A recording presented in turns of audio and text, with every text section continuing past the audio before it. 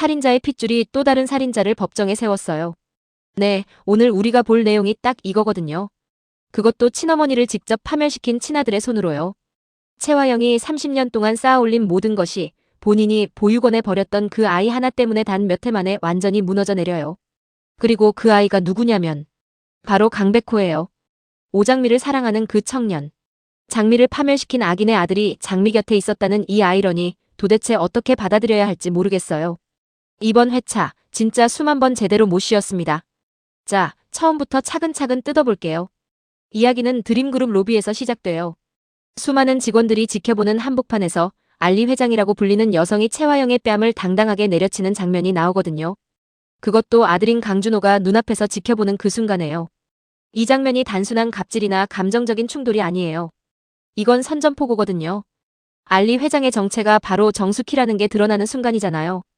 관객들은 이미 예감하고 있었겠지만 이걸 직접 화영의 입을 통해서 확인하는 장면은 충격이 다르게 다가와요.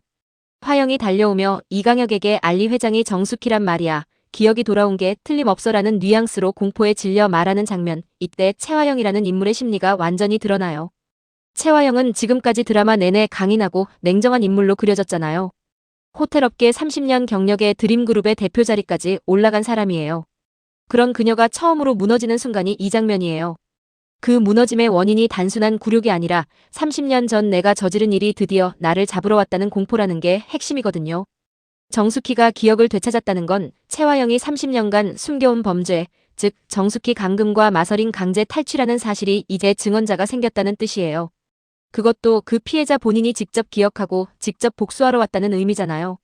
화영의 공포는 충분히 이해가 가는 거예요. 그런데 이 굴욕의 장면에서 가장 흥미로운 시선은 오히려 강준호의 반응이에요. 준호는 어머니를 지키려고 나서긴 하지만 정숙희의 권위 앞에서 실질적으로 아무것도 하지 못해요. 그리고 화영이 맨발로 로비를 빠져나가는 걸 그저 바라볼 수밖에 없는 상황이 연출되죠. 준호의 무력함, 이게 나중에 이야기가 전개되는 방향과 연결되거든요. 강준호라는 인물이 화영의 보호막이 되기보다는 오히려 화영이 쌓아올린 욕망의 유산을 이어받으려는 기득권의 계승자에 가까운 사람이라는 게 점점 더 선명하게 드러나요. 반면 오장미는 이 상황을 완전히 다른 눈으로 바라봐요. 준호의 사무실에 들어오며 30년 호텔 경력을 쌓은 부사장이 그 굴욕을 버텨낸 것 자체가 대단하다는 식으로 비꼬는 거잖아요. 오장미의 이 태도는 단순한 냉소가 아니에요. 장미는 이미 이 상황 전체를 꿰뚫고 있는 인물이거든요. 자기 어머니 정숙희가 기억을 되찾았다는 것, 그리고 화영이 이제 무너질 수밖에 없다는 것, 이미 알고 있는 상태에서 준호 앞에 나타난 거예요. 장미의 이 여유로운 미소에는 수십 년의 원한과 치밀한 계획이 담겨 있어요. 그러면서도 준호의 지금 우리 비꼬는 겁니까? 라는 항의에 장미가 맞아요. 비꼬는 거라고 딱 잘라 대답하는 장면, 이게 굉장히 인상적이에요. 돌려 말하거나 포장하지 않고 직접적으로 자기 의도를 드러내는 오장미라는 인물의 성격이 이 짧은 대화 하나에 다 담겨 있거든요. 이강혁이라는 인물은 지금까지 채화영과 복잡하게 얽혀있는 인물로 그려져 왔어요. 그는 강준호의 친아버지이기도 하고 화영과 오래된 관계를 유지해온 사람이기도 하죠. 화영의 어두운 과거를 알고 있으면서도 그녀의 편에서 그 비밀을 지켜온 공범에 가까운 존재예요.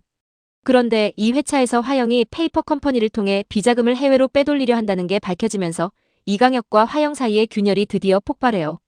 그 균열의 도화선이 된 건 화영이 이강혁에게 강준호만 챙겨서 혼자 도망가려 했다는 것, 그리고 그 과정에서 이강혁이 화영에게 던진 질문이에요. 그럼 보육원에 버려진 내 진짜 첫 번째 아들은 어쩔 셈이야? 이 한마디가 이번 회차의 가장 큰 폭탄이에요. 채화영에게 강준호 외에 또 다른 아들이 있다는 사실, 그리고 그 아이는 30년 전 보육원에 버려졌다는 사실이 처음으로 공개적으로 언급되는 순간이거든요. 화영의 반응은 냉혹 그 자체예요. 그 아이는 자신의 인생의 오점이고 아버지가 누구인지도 모르는 채 생겨난 핏줄이며 자기 앞길을 막는 자는 자기 배로 낳은 아이라도 버린다는 식의 말을 해요. 이 장면에서 채화영이라는 인물의 잔혹함이 최고조로 드러나거든요. 지금까지 그녀가 강준호에게 보여주던 어머니로서의 면모는 철저하게 이해관계에 의한 애정이었고 애초에 그녀에게 아이란 자신의 목적을 위한 도구 이상의 의미가 없었다는 게 이 대화 한 장면에서 다 풀려요. 그런데 이 대화가 얼마나 치명적이냐 하면 이 장면 전체를 오장미와 한영자가 도청하고 있었다는 거예요. 즉 채화영에게 숨겨진 친아들이 또 있다는 사실이 이제 두 사람의 귀에 들어가게 된 거죠. 이강혁 입장에서 보면 이 배신은 사실 오래된 감정의 폭발이에요. 그는 화영을 위해 오랫동안 많은 것을 감수해왔어요. 그런데 화영이 선택한 탈출 계획 안에 자신은 없었고 자기 아들인 준호만 챙기겠다는 화영의 냉정함에 결국 한계를 느낀 거예요. 여기에 자기 배로 낳은 아이마저 오점이라 부르며 버리겠다는 발언이 결정타가 된 거죠. 이강혁이 정숙희 편으로 돌아서면서 30년 전 화영이 저질렀던 범죄 증거 파일을 오장미에게 넘겨줘요. 이건 단순한 변심이 아니에요. 이강혁도 오래 공범으로서 살아왔기에 그가 이 선택을 하는 데는 엄청난 용기와 어떤 체념이 동시에 담겨 있어요. 그가 화영을 배신했다기보다 화영이 이미 스스로 모든 걸 포기했다고 이강혁이 판단한 거예요. 그 씁쓸한 결단이 이 장면을 더 복잡하게 만들어요. 30회는 이 드라마 전체에서 아마 가장 잔인한 회차가 될 것 같아요. 강백호라는 인물을 생각해봐야 해요. 그는 지금까지 오장미를 사랑하는 청년으로 채화영과 강준호에 의해 장미 가족이 고통받는 걸 지켜보며 분노해온 인물이에요. 그가 채화영을 싫어하고 악인으로 인식하는 건 오장미를 아끼는 사람으로서 당연한 감정이었어요. 그런데 이번 회차에서 그 악인이 자신의 친어머니라는 사실이 밝혀지는 거예요. 단서는 금두꺼비 문양이었어요.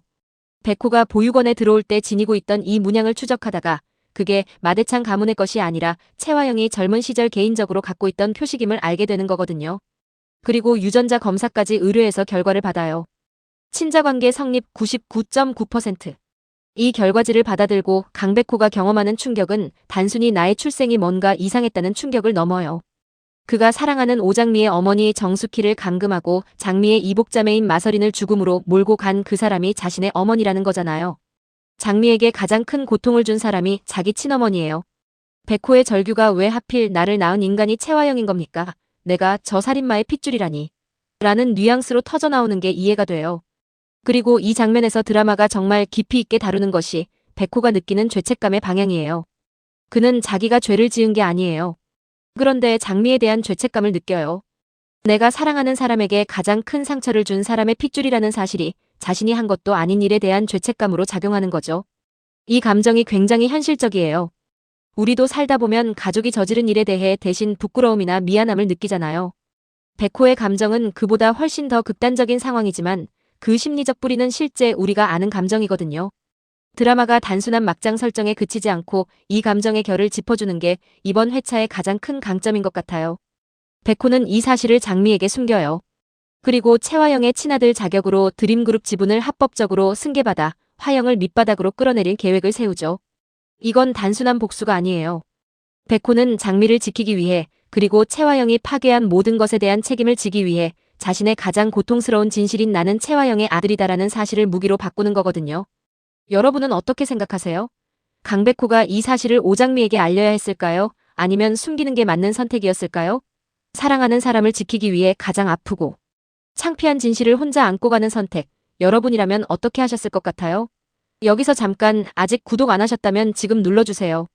다음 회차 리뷰도 바로 받아보실 수 있어요. 강준호는 지금까지 드림그룹의 유일한 후계자로서 채화영의 전폭적인 지지를 등에 업고 움직여온 인물이에요. 그런데 갑자기 강백호가 나타나 나도 채화영의 아들이야 라고 선포하면서 지분 싸움에 끼어들죠. 준호 입장에서 이건 말도 안 되는 상황이에요. 자기가 아는 대리운전 기사 출신 청년이 갑자기 이복 형제라고 주장하는 거잖아요. 준호의 반응은 예상대로 폭발이에요. 가짜라고 날뛰고 어머니에게 저 사람 말을 믿냐고 항의하죠. 그런데 채화영의 반응이 흥미로워요. 화영은 백호의 얼굴에서 과거 자신이 지독하게 얽혔던 그 남자의 그림자를 발견하는 거예요. 그 남자가 누구인지 아직 밝혀지지 않았지만 화영이 백호를 보며 흔들리는 이 장면은 화영 스스로도 직감적으로 백호가 자신의 아들일 수 있다는 걸 느끼는 순간이에요. 이 장면에서 채화영의 심리가 굉장히 복잡하게 층을 이뤄요. 30년 전 버린 아이가 돌아왔다는 것, 그것도 자신을 파멸시키러 왔다는 것, 그리고 그 아이의 얼굴에서 자신이 잊으려 했던 남자의 흔적이 보인다는 것. 이 세 가지가 동시에 충돌하면서 화영이 혼란에 빠지는 거거든요. 반면 강백호의 행동은 차갑고 치밀해요. 그는 이미 강준호가 마서린을 가스라이팅해서 죽음으로 몰고 간 수술실 CCTV 원본을 확보해뒀어요. 그리고 준호에게 직접 그 카드를 꺼내요. 채화영의 더러운 피를 이어받은 건 너나 나나 똑같아. 하지만 난 너처럼 추악하게 살진 않아라는 뉘앙스의 말과 함께요. 이 대사가 담고 있는 무게를 생각해봐야 해요. 백호는 자신이 채화영의 아들이라는 사실을 이미 인정하고 있어요. 그 현실을 부정하는 게 아니에요. 하지만 같은 피를 이어받았어도 어떻게 사느냐는 자신의 선택이라는 걸 선언하는 거예요. 이건 단순히 준호를 이기겠다는 선전포고가 아니라 자신이 그 악한 핏줄을 부정하는 방식으로 채화영과 다르게 살겠다는 다짐이에요. 백호는 마서린의 죽음과 관련된 모든 증거를 언론과 정숙희에게 넘겨요. 이 순간 채화영과 강준호를 동시에 침몰시키는 작전이 시작되는 거예요. 아들이 어머니를 무너뜨리는 이 처절한 구도가 31회의 핵심이에요. 여기서 한 가지 짚고 싶은 건 강백호가 장미에게 아직 이 사실을 알리지 않은 상태라는 거예요. 모든 계획이 성공적으로 진행되고 있는 것처럼 보이지만 그 계획의 중심에 있는 백호는 혼자 이 모든 비밀을 안고 움직이고 있어요. 사랑하는 사람에게 거짓말로 쌓은 복수는 완전한 승리가 될 수 있을까요? 이 질문이 31회 내내 저를 붙들었어요. 여러분은 강백호의 선택이 옳다고 생각하세요? 장미를 지키기 위한 결정이지만 동시에 장미에게 거짓으로 다가가는 것이기도 하잖아요. 사랑과 복수가 이렇게 뒤엉켜 있을 때 어느 쪽이 더 중요한 걸까요? 채화영의 모든 죄상이 공개되고 투자금도 묶이고 드림그룹에서 쫓겨나게 되는 순간이에요. 그녀가 30년 동안 쌓아올린 왕국이 완전히 무너지는 거죠. 그리고 그 무너짐의 마지막 순간에 그녀는 자신이 버렸던 아들 강백호의 멱살을 잡아요. 내가 감히 내 어미를 찔러. 내 친부가 누군지도 모르는 천한 놈을 내가 낳아준 은혜도 모르고. 이 말이 채화영이 마지막까지 달라지지 않는 사람이라는 걸 보여줘요. 자신이 버린 아이에게 낳아준 은혜를 얘기하는 이 뻔뻔함. 그리고 천한 놈이라는 표현까지. 끝까지 자신이 옳고 피해자라는 의식에서 벗어나지 못하는 거예요. 백호의 반응은 그 반대예요. 눈물을 흘리면서도 차갑게 날 낳아달라고 한 적 없습니다. 당신은 내 어머니가 아니라 내가 사랑하는 사람들을 짓밟은 살인마일 뿐이야 라는 뉘앙스로 화영을 밀어내요. 그리고 당신 손으로 죽인 딸 서린이 곁으로 가라는 말로 마무리하죠.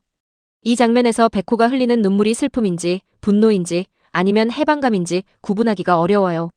아마 세 가지가 다 섞여 있지 않을까 싶어요. 정숙희의 마지막 대사도 강렬해요. 수갑을 찬 채화영을 향해 내 자식의 손에 의해 파멸하는 기분이 어때? 내가 지은 죄의 대가는 내 핏줄들이 고스란히 나누어 가졌다라는 식으로 말하는데 이게 단순한 복수의 쾌감이 아니에요. 정숙희 본인도 오랜 시간 고통받았고 딸 서린을 잃었고 기억을 되찾는 과정에서 또 다시 그 상처를 겪었을 거예요. 그 모든 고통 끝에 나오는 말이기 때문에 저는 이 대사에서 오히려 정숙희의 깊은 슬픔이 느껴졌어요. 드라마의 마지막 장면은 강백호가 오장미에게 살인자의 아들이라 미안하다며 돌아서려 하는 순간 장미가 그 손을 잡는 거예요. 모든 진실이 드러난 그 순간에도 장미가 백호의 손을 놓지 않는 이 장면이 이 드라마가 말하고 싶은 것을 담고 있다고 생각해요. 사람은 태어난 곳이나 이어받은 피로 규정되지 않는다는 것, 그리고 진짜 인연은 그런 것들을 넘어선다는 것이요. 물론 한 가지 미스터리는 여전히 남아요. 강백호의 친부가 누구냐는 거예요. 채화영이 그 인간이 누군지 알지도 못한 채 하룻밤 실수로 들어선 핏줄이라고 했지만 드라마는 그 정체를 끝까지 베일에 쌓인 채로 남겨뒀어요.